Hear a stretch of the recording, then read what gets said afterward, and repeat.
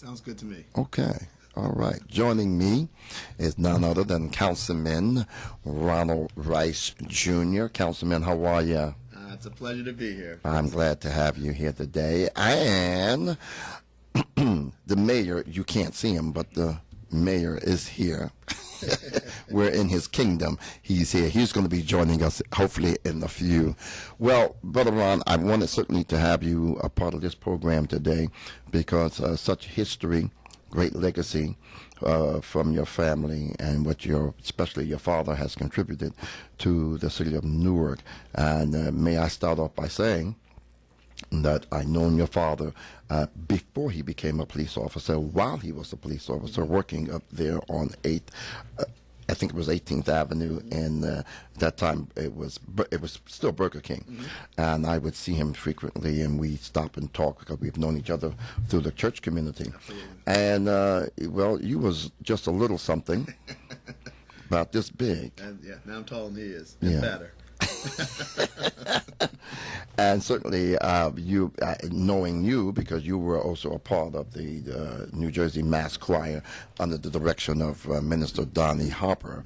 Yes, indeed. Absolutely. But today, now if you hear that breathing in the phone, that's Brother Ray Tidwell. That's not me. I'm not breathing hard. That's Brother Ray Tidwell, who is helping to engineer this program, and we want to give him a salute, certainly. But my friend, you have certainly become a noted name. Thank you. It's the extension from your dad, from senior, now junior, and what your father has done in City Hall as a councilman. You're continuing that fight. I want you to share with us a little history about yourself. Because I know that you're a lawyer. What was the determining factor that said, you know what, I think I want to take the next level, the next step, Absolutely. and become more visible? Right. I'm my dad's son, and the apple doesn't fall far from the tree, and in my instance, it's very close to the tree. Okay. I've been involved in all of my dad's campaigns since the age of 10, and so I learned at the master's feet, if you will, and it's in the blood, and I knew that I wanted to be engaged in giving back to my community. My dad always said that he was not a politician, he was a public servant. And I've taken that as sort of my mantra and what I do right now. And so I went to school in Washington, D.C., and majored in political science, worked on Capitol Hill, worked on every election I could find. Jesse Jackson's presidential run in '88, Governor Florida's re-election, and obviously all of my father's campaigns. And so I've sort of did the apprenticeship work you need to in order to get to this, both in terms of the politics side and in terms of the policy side. And so I decided in 2006, as the city of Newark was trying to bring in a new generation of leadership, that a third generation Newarker like myself should have a place in that vanguard, because I think I bring, and a lot of folks that I serve with bring, sort of new perspectives, now the box thinking to solving some of these age-old problems in Newark. I want to talk about the fact that when you were younger and you were out soliciting people to vote, and you stumbled on a particular person who you did not know lived there, and that was Senator Winona Lippman, and she opened the door, and you were...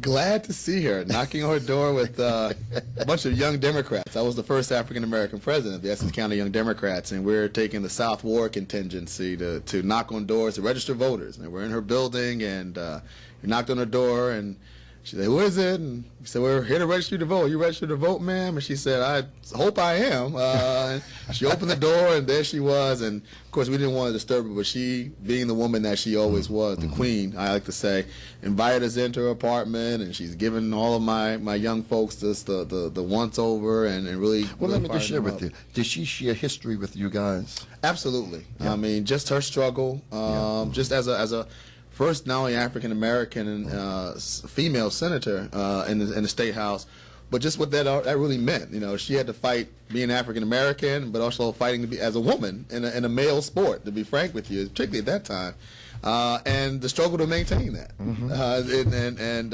whose shoulders she stood on as a woman and as an African American in the city of Newark, Queenie James and so many other folks that, again, you wouldn't have the perspective Right. if she had not given us the history. Right. And I've kept that in my mind as I go But you see, forward. that's what's important. Yes. That's what's important, is that we who have learned, we who have obtained, need to share it. That's right. Because there are others who are going to be coming after us, and we want them to be fully knowledgeable. That's right. Fully knowledgeable. Yes.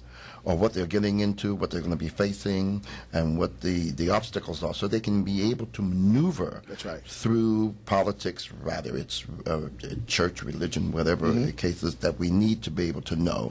And that happens by those individuals who have certainly gained that information. Absolutely. And it's a blessing when we share it. Absolutely. Well, you know, I felt something on my other side. I felt the presence of an esteemed person. Indeed. Because we are in their kingdom. Indeed. And you know, whenever you're in the kingdom of, or in the presence of a king, there you go. You must pay homage, because we don't want to be walking out of here with our heads off.